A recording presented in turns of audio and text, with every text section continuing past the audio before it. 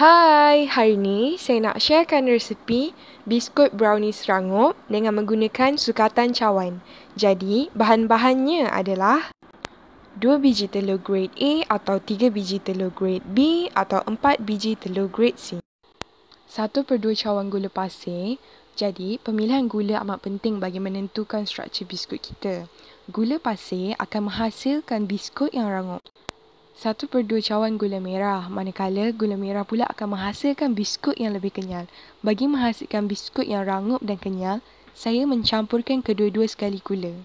2 sudu kecil esen vanila bagi menghilangkan hanya telur. 2/3 cawan tepung gandum. 1/3 cawan tepung jagung.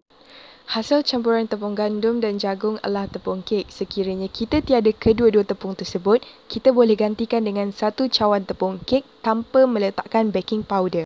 1 sudu kecil serbuk penaik sekiranya tidak menggunakan tepung kek. 2 cawan dark coklat yang belum dicairkan, anggaran dalam 250 gram, dan sekiranya kita sukakan lebih manis, kita boleh tukar kepada milk chocolate. 75 gram unsalted butter. Dan saya akan kongsikan tips untuk mengambil 75 gram tanpa menggunakan penimbang. Pusingkan bahagian belakang butter dan kita akan nampak setiap satu senggat 50 gram. Kita akan ambil 1 senggat setengah. Simple tanpa penimbang. Okey, step pertamanya adalah didihkan separuh periuk air dan letakkan satu lagi periuk di atasnya sebab kita nak cairkan coklat dan butter menggunakan kaedah double boil.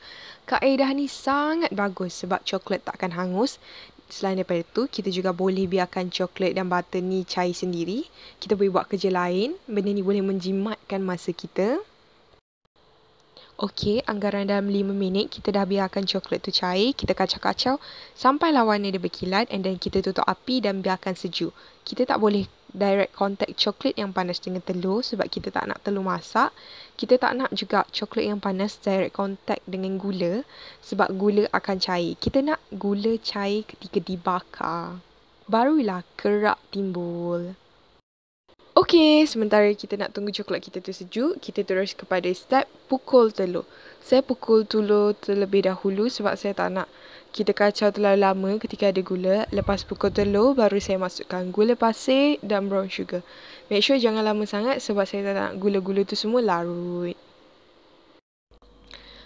Okey, kita masukkan esen vanila dan gaul sehingga rata.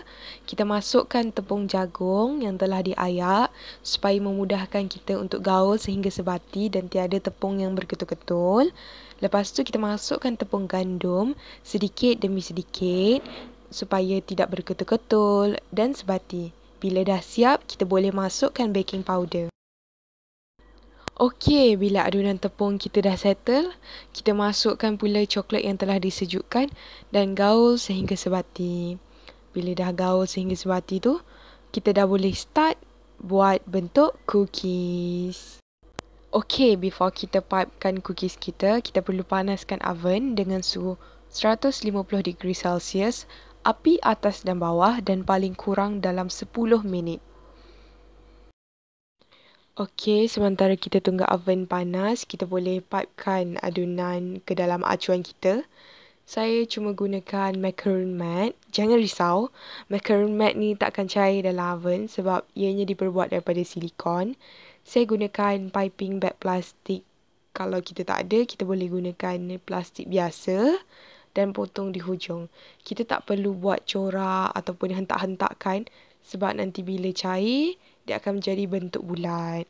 Jadi bila dah selesai kesemuanya, kita boleh taburkan almond cincang, badam cincang, chocolate rice atau tak nak taburkan pun tak apa, mengikut sesuai selera masing-masing. Okey, bila semuanya dah selesai, kita boleh bakar. Kita ada 2 cara untuk bakar. Yang pertama, bakar dengan suhu 150 degree Celsius selama 45 minit. Ataupun cara kedua, kita akan bakar selama 30 minit. Namun, 20 minit pertama 160 degree Celsius dan 10 minit yang terakhir 150 degree Celsius. Inilah dia hasil brownie serangup. Tengok tu, kedut pun cantik terbentuk. Jangan lupa subscribe tau.